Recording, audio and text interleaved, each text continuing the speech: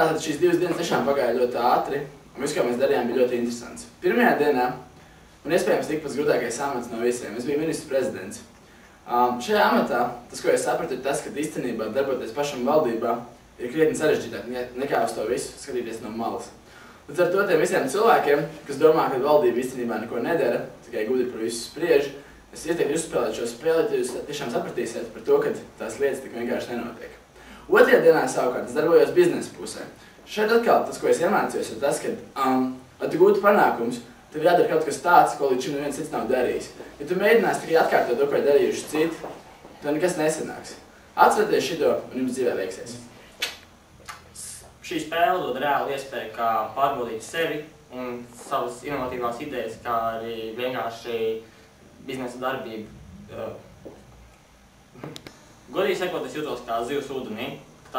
Es reāli darbojos valdībā un es ieguvu priekšstats, kā darbojos valsts pārvalde un iespēju ietekmēt uzņēmumu darbību, kā arī pašas valsts izaugsmi ekonomiskas krīzes apstākļos. Spēle prezidents patiesībā ļoti spraiga un prasa maksimālu atdevi, ja tu vēlies kaut ko sasniegt un reāli pierādīt sevi. Principā galveno spēles būtību nosaka nevis banka, bet tas, kurš izdod likumus. Nevis kam ir nauda, bet kam ir reāli var pateikt, kur tā nauda nonāk. Kopumā es par spēli prezidents varu pateikt to labāko. Bija interesanti pamēģināt sevi dažādās pozīcijās, un, manuprāt, spēle ļoti labi palīdz novērtēt vienkārši risku un labu risku. Un saprast, cik liela starpība ir starp šiem abiem. Tas arī viss. Tātad, spēlējot spēli prezidentu, es varu teikt, ka man ļoti tā patika. Un šīs 2 dienas, es domāju, bija ļoti interesants un aizraujošs, jo, teiksim tā, pirmo dienu es varētu vērtēt kā dienu, kurā bija tās ļoti liels hauss, kad tu nesaproti, kas notiek. Tev bija visu laiku jāapgūst kaut kas jauns. Un tad emocijas arī bija tādas, ka tu kaut ko dari, bet tu īsti nesaproti, varbūt, ko tu dari. Un, teiksim, tikai dienas beigās man radās tāds neliels priekšstats par to, kā lietas dzīvē un biznesā notiek patiesībā. Un tikai dienas beigās, man liekas, arī novērojot apkārtējos kolēģus, es sapratu, ka arī viņiem tas kļūst skaidrs.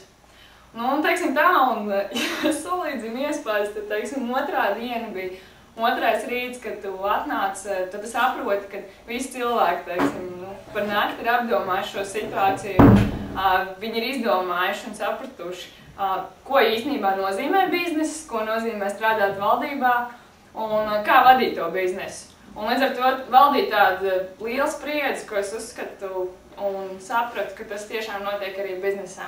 Ka viss nav tik skaisti kā pirmajā dienā, kad visiem ir jautri un visi pasmējās un domā, jā, kad ir interesanti. Vienmēr bija interesanti, bet, ka tas ir nedaudz savādāk, nopietnāk. Kaut kā tā. Ja, tad spēles prezidents laikā man radās vairākas atziņas. Pirmkārt, es vienmēr biju domājis, kā būtu, ja es būtu valdībā. Un pirmkārt sapratu, ka man tas nedara, ka es nevarētu būt valdībā. Jo ir tā, ka, teiksim, tu skaties no malas uz to visu un tev liekas, jā, ļoti interesanti, kad varbūt pamēģināt savus spēkus valdībā. Piemēram, man pašai personīgi likās, ka es varētu pieņemt lēmumus un tā tālāk. Pirmajā brīdī ir tā. Bet tad, kad tu saproti, ka tev ar to ir jāsaskarās nopietni, tad es pilnīgi godīgi teikšu, ka es sapratu, ka man vieta tur nav. Es sapratu, ka man ir kaut kas radošāks jādara un, teiksim, es varu izpausties biznesā. Tas ir pirmkārt. Un otrkārt, man kaut kas vēl bija, ko es biju domājis. Kaut kas vēl bija, pie kā es nonācu pēdziņas. Jā, ka, teiksim, ir tas, ka dzīvē tās lietas tiešām notiek tā kā šodien otrajā dienā. Un tu saproti to, ka, lai tu izdzīvot reāli, tev ir tiešām tāda kā izdzīvošanas spēle. Vēl ir liela lieta tas, ka, piemēram, valdībā notiek tā, ka katrs turās pie savu krēslu, kas īstenībā ir tipiski arī Latvijā. Un spēlējot spēli, mēs kolēģiem runājām, ka mēs sapratām, ja tā turpināsies, tad valsts neizdzīvos. Un pašlaik tas notiek Latvijā. Tā kā es domāju, līdz ar to mēs sapratām, ka situācija ir krasi jāmaina. Kaut kā tā. Un pašai priekš savas atziņa ir tas, ka tāda spēle palīdz noticēt saviem spēkiem un tev rodas jaunas idejas. Un tu saproti, ka tās idejas var attīstīt. Tas īstenībā es uzskatu ir lielākais iegūms. Tā kā paldies, spēlē prezidents! spēlēt spēli prezidents šīs 2 dienas, tu izēji cauri kaut kam ļoti dīvainam. Jo sākotnēji, kad es viņu sāku spēlēt, es pilnīgi nekā nesapratu, un man likās drusīgi dīvaini, jo, tas ir, priekš manis tā ir neikdieniša situācija, kad tu nekā nesaproti no apkārtējās vides. Tālāk, ejot, tu saproti, tu lēnām mācies un saproti, kā notiek lietas tajā lauciņā, kur tu atrodies. Un tad, kad es 2. dienas vakarā sapratu, ka man ir garlaicīgi tur, es vēlējos kaut ko mainīt, bet 1. dienas vakars tas bija, man droši vien vajadzēja to darīt ātrāk, es to izdarīju 2. dienas rītā. Un tad tas kļuva interesanti. Es mēģināju jaunas lietas, atradu jaunus ceļus un sapratu, ka vienmēr ir cita iespēja. Ja tu nebaidīsies viņu izmantot, tad droši vien viņi tev nāks par labu. Tas ir tā kā galvenais, kam es izgāju cauri šajās 2 dienās. Un beigās es jūtos ļoti priecīgs par laiku, ko es pavadīju šeit. Ja varbūt vakarā man likās, ka es gaidīju kaut ko vairāk, tad šodien es sapratu, ka tas bija tā vērts. Šajā spēlē katrs cilvēks droši vien iziet cauri ļoti dažādiem sevis posmiem.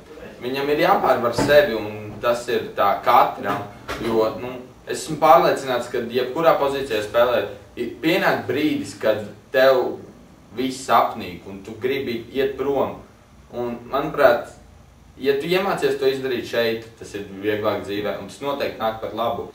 Spēle prezidents ir viena no labākajām iespējām mūžā, ko es esmu sastapis, kur var pamēģināt visas ķertākās idejas, kādas vien ienāk prātā. Ja mēs šīs ķertās idejas mēģinātu realizēt kaut kur normālā valstī, kādā sadzīvē, visticamākais, ka mēs nonāktu cietumā pirmo dažu minūšu laikā.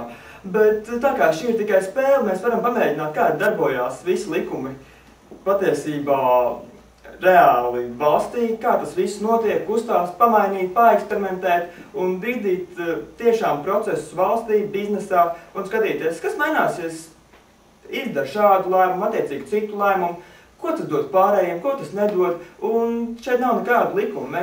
Ja mums ienāk galvā, mēs varam caur valdību izbīdīt cauri jebkuru likumu, kas mums ienāk prātā, protams, visur vajag kontaktus. Un tad mēs izbīdam cauri likumu, pieņemam pareizo lēmumu, un bizness attīstās un viss notiek. Man izbeidzās, ko teikt. Šo spēli es noteikti ieteiktu cilvēkiem pamēģināt paspēlēt, jo kaut vai es tagad šai simulācijas spēlē darbojos valdības pusē, un attiecīgi visu spēles laiku man bija klusībā tāds kā mērķis iegūt sev pēc iespējas lielāku labumu, atrodoties valdībā, bet tāpat laikā, lai man valdība nepieķer, lai valsts būtu apmierināta un iedzīvotāji būtu savā ziņā ļoti apmierināti ar to, ko es daru. Bet tāpat laikā man, protams, ir interesi par savu personīgo maciņu, un arī es gribu sēdēt pie lielā valdības katla, lai tur ir kaut kas nenotiek pēc manuprāt, es varētu pamēģināt kaut ko pamainīt, kādu likumu, pamainīt kādus lēmumus, un attiecīgi, lai viss plus mīnus notika pēc manuprāt, bet man jau nav jābūt tam pašam galvenajam tēlam. Man pietiek stāvēt tur pat tūmā un visu tā klusām uzraudzīt, un ja kaut kas nenotiek, tad mazliet apakstīt uz to pusi, kur man vajag. Un šo 2 dienu laikā es izgāju cauri pilnīgai emociju gammai. Ja no sākuma bija prieks, optimisms, tad uz beigām, kad tu saproti, ka nav tik vienkārši darboties valdībā, tu ej caur histēriju, caur dusmām uz sevi, ka tu nespēji nekā darīt lietas labā. Bet tas ir arī ļoti noderīgi iemācīties to, ko reālajā dzīvē tev nāktos iemācīties ar reāliem zaudējumiem. Es uzskatu, ka šīs 2 dienas bija visnoderīgākās dienas šajā mēnesī, ja ne šajā gadā, jo es sapratu to, kā ir strādāt valdībā un kā valdība sadarbojas ar uzņēmējiem. Es sapratu to, ja cilvēkam gribās būt pie varas, ja viņam galvenais dzīvē ir vara, viņam noteikti ir jāiet valdībā. Ja viņš vēlās pelnīt lielu naudu, tad vislabāk dara uzņēmēju darbību, jo abas šīs lietas apvienot ir praktiski neiespējami. Šo spēles ieteiktu spēlēt visiem, kas ir domājuši par uzņēmēju darbības uzsākšanu vai par savu lielo dzīvi politikā.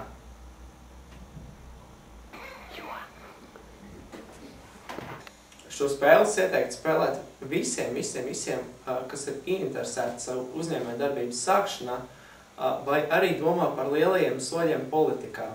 Jo šī spēle lieliski atspoguļo ilgtermiņu, kāds tas ir valstī. Tas ir vairāki gadi, vairāki mēneši, dažu stundu laikā. Tātad man iespēja par šo brīnišķīgo spēli prezidents. Pats sākums bija ļoti sarežģīts, ļoti liels hauss, nesaprašana, kas īsti jādara, kā jādara. Sākumā mums likās, ka ļoti svarīgi ir uztaisīt to schēmu, kad sāk ar iepirkšanu produktu, un tad beidz ar to, ka mēs atkal tos gatavos produktus pārdodam lielajiem, resnajiem.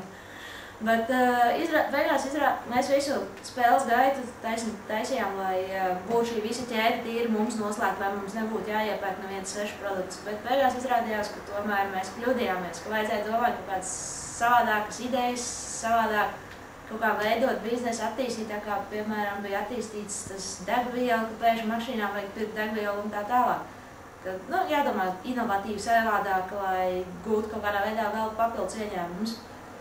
Tie ir man galvenie atzinumi, ka mēs no paša sākuma nepareizi sapratām vai nesapratām vai nepamanījām, kā pareizi vajag šo spēli spēlēt, lai uzvarētu un gūtu panākumus lielākus. Tas ir īsi.